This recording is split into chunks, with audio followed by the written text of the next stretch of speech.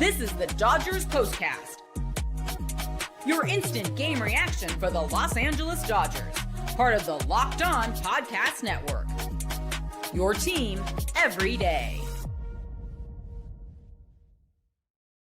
Hey now, hello and welcome to the Locked On Dodgers Postcast on the Locked On Dodgers YouTube channel, the place to hang out when every game is done. I am Pete Fox, covering sports in LA, dating back to 2007 for ESPN LA and NBC Sports Radio. Tonight's episode of the Locked On Dodgers Postcast is brought to you by FanDuel. Right now, new customers can bet $5, and if that bet wins, you'll get $300 in bonus bets to use across the app for baseball, football, basketball, hockey, whatever you're into. Download the FanDuel app today at FanDuel.com. Well, now that is how you start a series on the road in Philadelphia against the freaking Phillies and their horrifically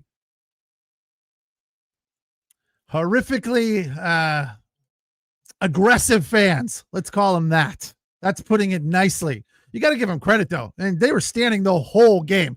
There was a certain atmosphere there until TEOSCAR HERNANDEZ took a fastball up and away and hit it a mile high into the seats. This is what you'll be talking about. The Dodgers fall behind 3-0, and Shohei Ohtani strikes out 4 times, and they still figure out a way to win the game thanks to TEOSCAR HERNANDEZ, who had the black cloud hanging above his head because of his defense today. He line drive hit to right center field, and he kind of half-assed his way over there, not really hustling, something my 14-year-old daughter would do, just kind of loafing over to the ball, like, oh, I'll get there when I get there. And it rolled to the wall, and it was a triple for the Phillies catcher. What's his name? I'm forgetting it off the top of my head, but he'd been in a horrific slump. So they were thinking that, he was definitely primed to do something. And sure enough, he did, tripling to the gap to knock in 2. They scored another one to make it 3-0. And Shohei Ohtani still hung in there for 6 innings, which is, I think, what Dave wanted from him, and he got that. So it wasn't a horrific outing from Shohei Ohtani on the mound. JT Realmuto, the author of the triple and the Phillies catcher.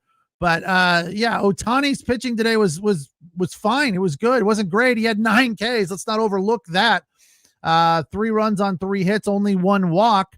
My problem is the 4 at-bats where he stood there like a statue and just swung at bad pitches after bad pitches. And I can't wait for Nando to come in and give me some of the that I hate Ohtani. I don't hate Ohtani, but try to give me something positive that he did at the plate today other than that walk, his 5th at-bat. He just looked off balance with no approach, and that's not good enough for Shohei Ohtani. You have to get up there and battle and be better than that. Swinging at, listen, Sanchez,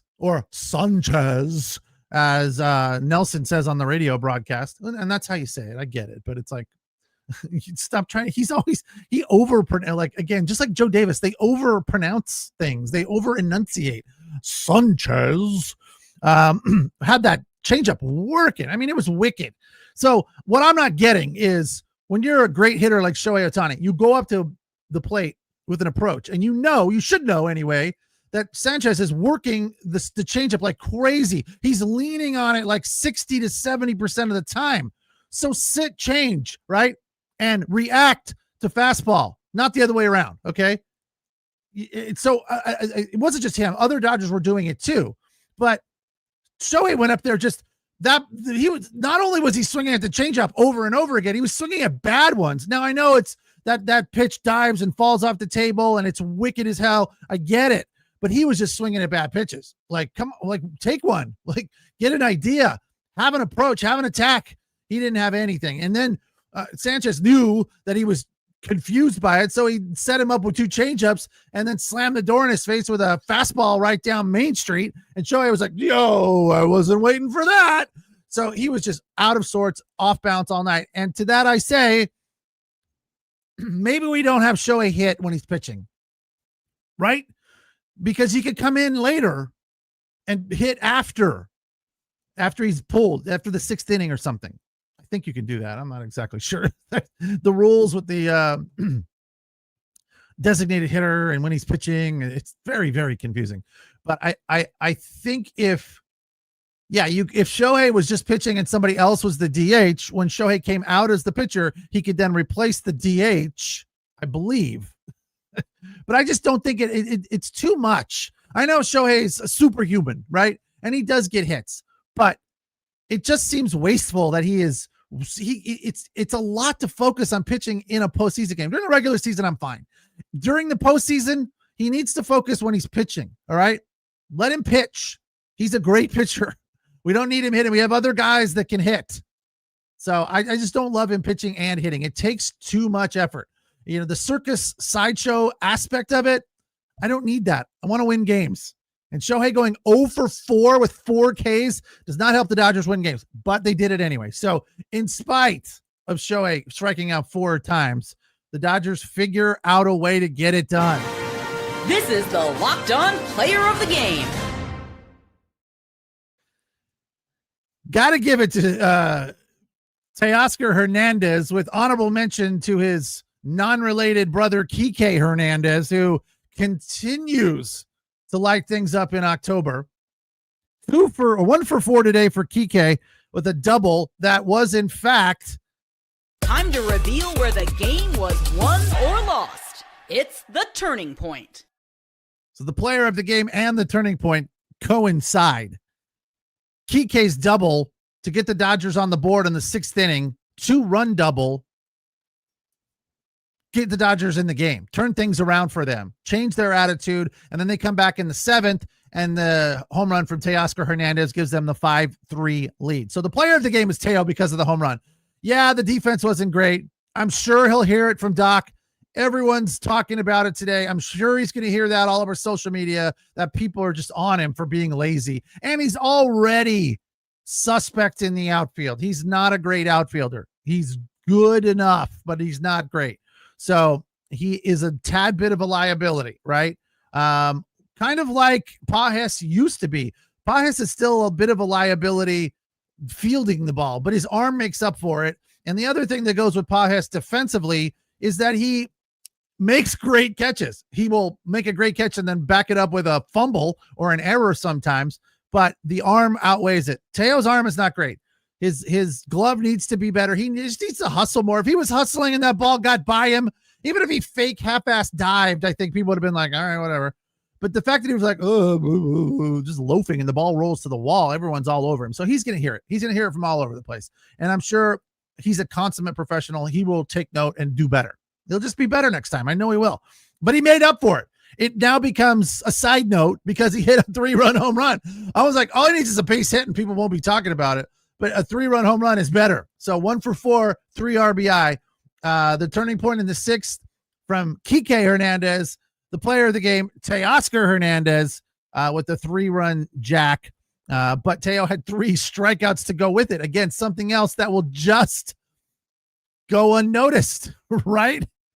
You could strike out 3 times. If you hit a 3-run home run, nobody's going to say anything. 4 strikeouts is a little bit different of an animal, the golden sombrero as it is known.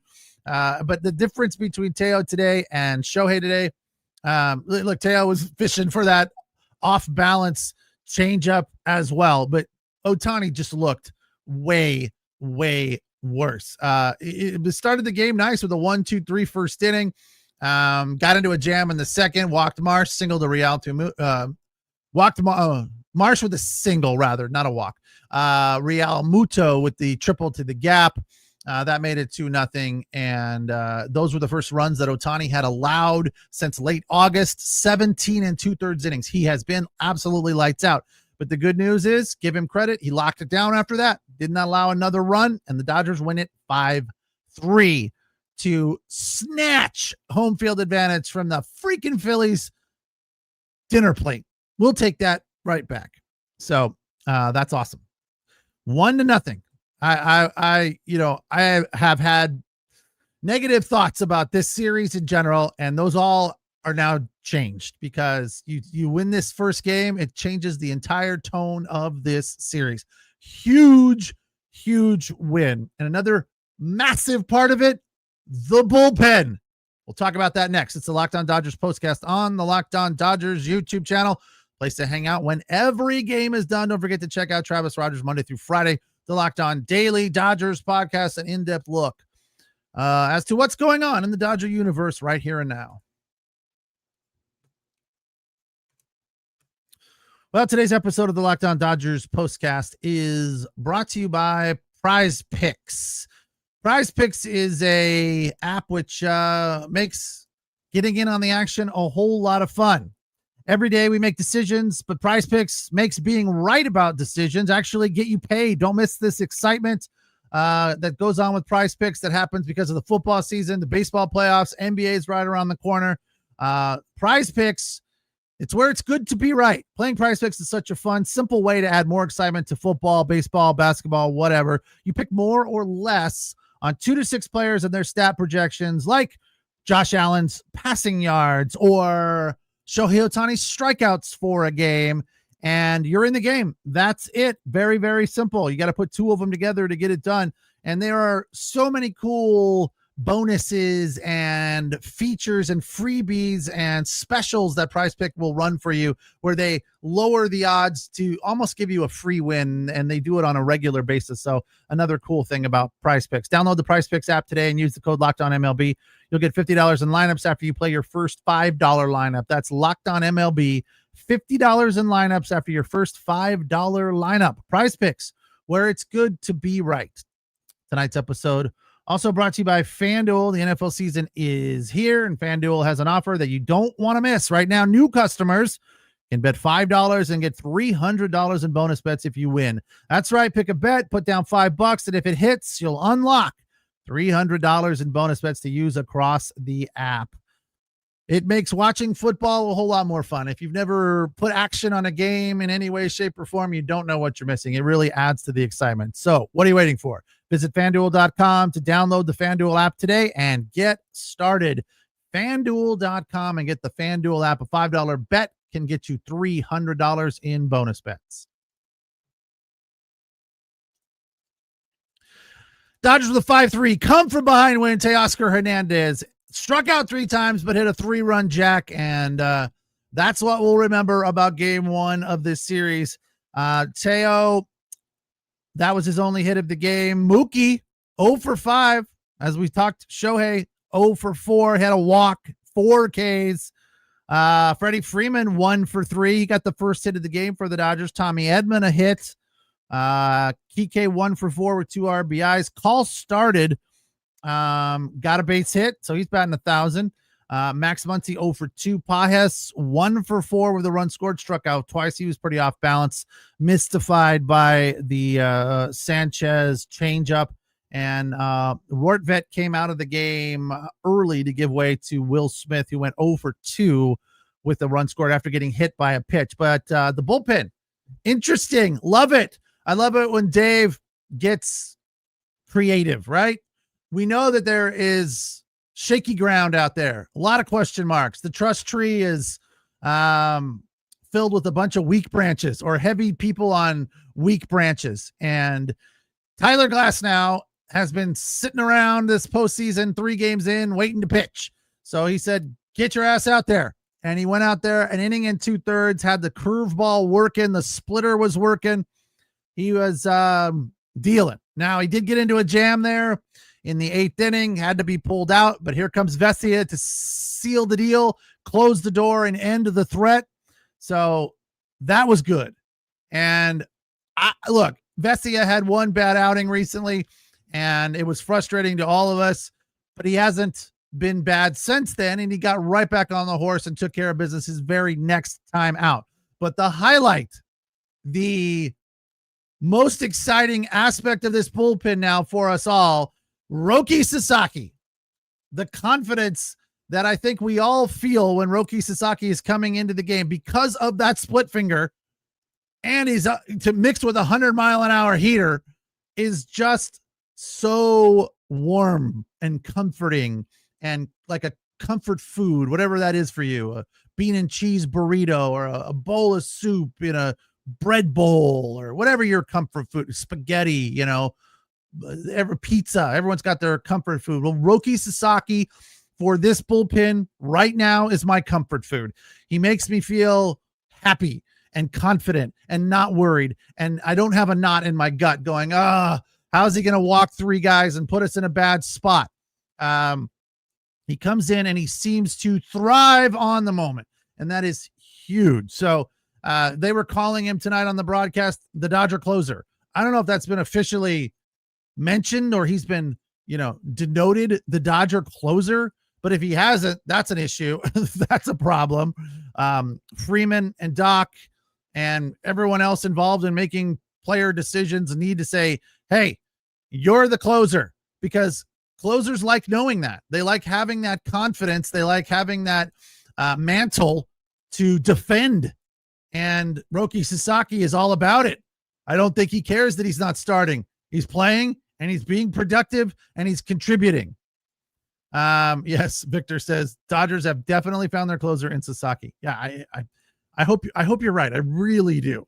I know last year we said this. I said it a lot about Michael Kopech. I'm like, he's the guy. Like, you don't go away from him. Give him the ball whenever you need him to come in and slam the door in in someone's face. Like, he wants that mantle. He wants the ball, right? He wants that pressure. He thrives on it. He's better in that situation, especially when he knows that he's the closer. I don't know if Sasaki's that way about needing to know that he's the closer. It seems like it. It feels like it. It feels like he's welcoming of it. But the Dodgers at times last year did not always go to Kopech. They changed it up. Look, it ended up working out. They won a World Series. So can't complain too awful much, but they would base it on matchups. To me, sometimes too frequently. I would rather know, regardless of who's coming up, that Sasaki is coming into the game, unless, things start to get shaky. We've seen no evidence of that up until now. There is no reason to have any doubt in what Roki Sasaki has done up until now out of the bullpen. So we keep riding that horse until it bucks you. Bruce wants to know where Evan is. Pete, we're loser Evan at Dodger fans wants him. I don't know what you said there, Bruce. I think you were trying to say, where's Evan? And for those of you that don't know, Evan is a regular menace here in the Locked On Dodgers postcast chat room. As a Yankee fan, comes in and runs nothing but trash talk against Dodger fans. And surprise, surprise, after a nice, meaningful win over a very, very good team in their barn, nowhere to be found. So not surprising, but I'm sure he'll be back. Pete, Dodger fans demand Evan. They want to rough him up. That's from J-Bomb 187. I'm sure he'll be back. Don't worry. But he's going to wait in the weeds. He is. He's going to wait in the weeds till they lose one. Hopefully they don't. That would be fantastic. They sweep the Phils out of the DS. Oh, boy. That would be awesome. Game 2 tomorrow, I believe, right? Right back at it. Is it Yamamoto tomorrow? No, it's not tomorrow. It's Monday. Really? They have an off day in the middle of a freaking series? That's so lame. I hate that. They're doing that because of the NFL. Oh, so stupid. It's not stupid. I mean, it makes sense. It's frustrating because the Dodgers are rolling, and I want them right back out there. No, off day tomorrow. Back at it on Monday at 3:08 Pacific. Blake Snell versus Jesus Luzardo. We'll be here to break it down when it is over. And tomorrow we'll have Locked On Chargers squad show right after the Chargers take on the Washington Commanders in LA at SoFi. And I'll be there to break that down with Kenyon Barner and David, I believe, from the Locked On Daily Chargers podcast. So check out the Chargers squad show tomorrow, and we'll be here to break down the Dodgers Phillies game 2 on Monday. Thanks for watching. Thanks for listening. Dodgers a 5-3 win to take game 1 and snatch home field from the Phils at Citizens Bank on the south side of Philly. I think. Is it the south side? I was there once, but they were closed, and then I didn't get to go inside. I was kind of bummed. I stood at the gate. I went to the gift shop. Oh, I should have busted out my Philly fanatic hat to make fun of them today. Oh, damn it. Anyway, next time. So yeah, the Phils at Citizens Bank fall in game 1, and the Dodgers now have home field advantage in this divisional series. We'll be back on Monday when this game is over as Snell takes on Luzardo. So make sure you're here to break it down when it is over with me. It's the Locked On Dodgers postcast. Take care. Have a good night. We'll talk on Monday.